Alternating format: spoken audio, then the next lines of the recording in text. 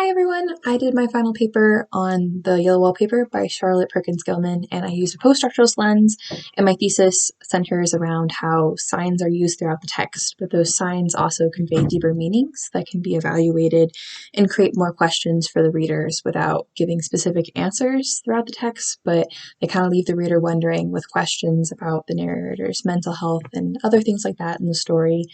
And my main points are the signs such as the wallpaper, the woman in the wallpaper, the significance of the color yellow, and how the narrator references sunshine throughout the story. And so I just dig deeper into those signs and the additional meanings that they can bring to the text as a whole. For example, one of my main points is about how the narrator references sunshine throughout the story. In the beginning, she talks about sunshine a lot different than the way that she refers to it later on in the story. As her mental state starts to decline, she focuses on sunshine as something that is related to whether or not the woman shows up behind the wallpaper or is more active.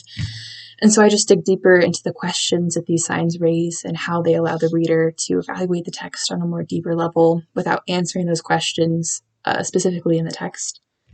And for this semester, I've really enjoyed learning more about literary theory, and I think it matters because it gives us more perspectives and viewpoints to analyze text with. Before this class, I kind of looked at text the same way. I used the same couple tips and tricks to kind of see what the author is trying to do and additional ways of looking at it.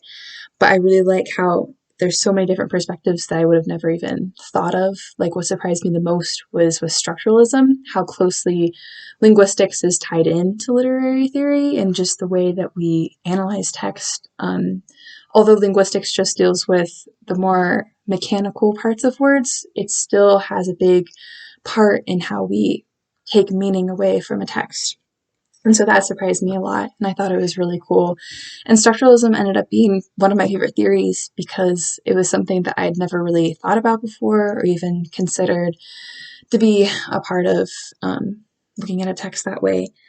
And overall, I think my favorite reading from the semester, although it's hard to just choose one, it'd probably have to be Homegoing by Yagi Yassi, just because I'd never read a novel like that before, where it laid out generation by generation kind of in an anthology format.